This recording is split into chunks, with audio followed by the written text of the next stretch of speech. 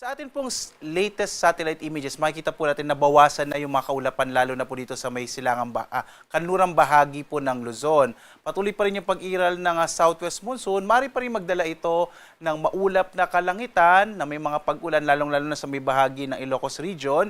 Medyo maulap na kalangitan din po ang mararanasan sa ilang pang bahagi ng Central Luzon, lalong-lalo na yung Bataan, Zambales, kabilang na po yung Tarlac at Bulacan. At makararanas at posibleng makalat-kalat ang mga pag-ulan, pagkilad, pagkulog. Sa iba pang bahagi na ating bansa, mapapansin po natin halos wala na masyadong kaulapan dito sa may Visayas at Mindanao, ay makararanas naman ng mga localized rain showers and thunderstorms sa dakong hapon hanggang sa gabi. Nakikita nga po natin na itong hanging habagat or southwest monsoon na nagsimula nitong nakaraang mga linggo ay inaasa natin medyo hihina po dahil doon sa mga susunod na araw, tamang-tama po sa panahon nga ng darating na pasukan ngayong linggo, ina-expect po natin medyo mababawasan yung mga malalakas sa mga pag-ulan na dulot ng hanging habagat or southwest monsoon.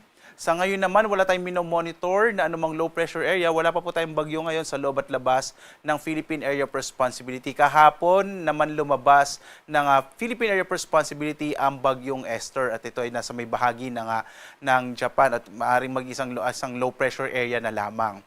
So asahan po natin mga kababayan sa mga susunod na araw ay wala po na po tayong minomonitor o i-expect na low pressure area o bagyo. Ngayong buwan nga ng Hunyo, isa o dalawang bagyo ang inaasa nating mabubor papasok ng Philippine Area of Responsibility.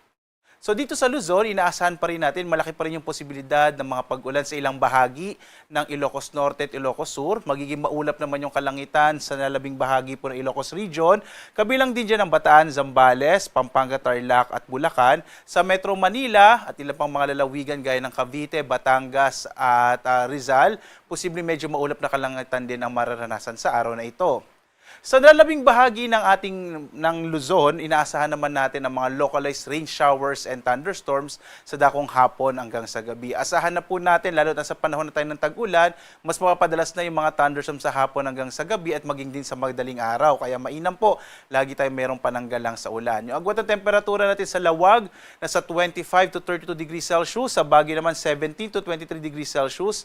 For Metro Manila, 26 to 30 degrees Celsius. Sa Tuguegarao naman, 26 to 34 degrees Celsius, habang sa Tagaytay 22 to 27 degrees Celsius at sa Legazpi 27 to 34 degrees Celsius. Sa bahagi naman ng Palawan, Visayas at Mindanao, mga localized thunderstorms din ang mararanasan sa bahagi ng Palawan. Agwat ang temperatura sa Puerto Princesa 25 to 32 degrees Celsius, dito naman sa may Kalayaan Islands sa 27 to 31 degrees Celsius. Malaking bahagi din ng Kabisayaan ay makararanas sa mga pulupulong pag-ulan, pagkilad, pagkulog. Generally, fair weather po sa malaking bahagi ng Visayas.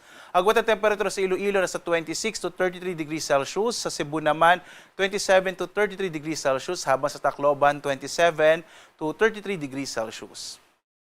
Ang malaking bahagi ng Mindanao sa araw na ito ay makararanas ng bahagyang maulap hanggang sa maulap na kalangitan na meron ding mga pulupulong pag-ulan, pagkilad, pagkulog sa dakong hapon hanggang sa gabi. Agwat ang temperatura for Zamboanga, 26 to 34 degrees Celsius. Sa Cagayan de Oro naman, 26 to 33 degrees Celsius. Habang sa Davao, 26 to 34 degrees Celsius.